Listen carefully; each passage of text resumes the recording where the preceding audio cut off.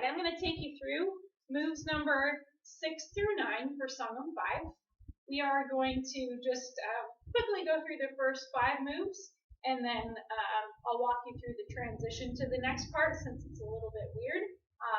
So I'm going to do that from a couple of different views since this form has some kind of turns facing different directions. All right, so Songahm 5 starts, let's see, I'm going to start facing this direction.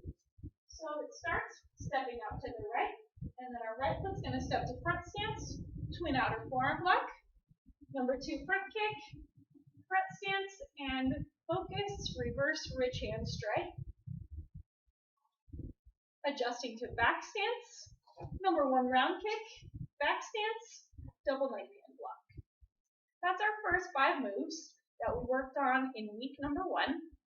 After that, we're going to be making a turn, so we're going to close our hands, put that front one, just cross it over the top. We're going to look over our right shoulder, and our right foot is the one that's going to step. So the side we're turning towards is the side that's going to do the step. All right, so we're going to pick it all the way up and come around to front stance, outer forearm block, low block, the front leg, the one that's already bent here is going to just pop up. Our back hand is going to focus, step out to middle stance, and punch to the head. And then from here, that punching hand is going to cross on the bottom, facing downward, come up and out to inner forearm block. So that's how the moves connect to each other. Let me show you a different view of that so you can see what exactly those moves are looking like. So if I go from this direction, I'm turning to the right, stepping to front stance, outer forearm block, so that's a right hand. Right hand is then going to low block, staying in the front stance. This front leg is going to come up, back hand is going to focus out here, and we're stepping into middle stance and punch to the head. That punching hand comes onto the bottom, and it's going to come up and out for an inner forearm block in our middle stance. So those are moves number 6 through 9, and then also moves number 1 through 9 that we saw at the very beginning. So that is the next segment of our form. A couple of tips for that. The lunging punch is kind of a different move. Most people at first their reaction is, "What is that?" But then it's pretty cool actually once you practice it a little bit. So front leg comes up. And that part's kind of okay, but the tricky thing is that we're going to be punching, but we're going to be landing in a middle stance. So if you're just kind of imagining, like, how does a punch work out to the side? Well, it doesn't really work that well. Our elbow comes straight back behind us.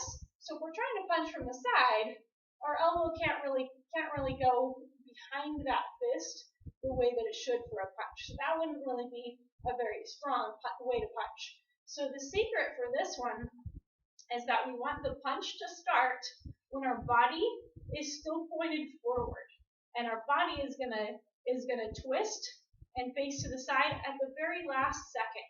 So as we're getting ready for this move, watch that my upper body my chest is still pointed straight ahead, and my arm is gonna start to punch.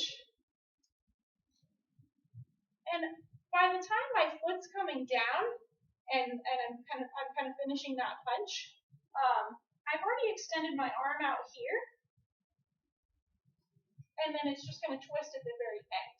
So I know it's kind of a strange feeling to try to get that punch out to the side, but that's the way you're going to be successful with it, is keep your body pointed in the direction that you're going as long as possible. Make sure you start that punch early. If you wait till your foot's on the ground, you're not really going to have a very effective punch from there. So you really have to start it in the air and then finish it right as your foot comes down to the ground, and right as your body twists back to that proper middle stance body position. So I hope that helps a little bit with your practice. The lunging punch is pretty fun. It's something you can practice a lot. You can practice it on both legs. it's a great way to work on your hand and foot timing. You should really have to pay attention on that.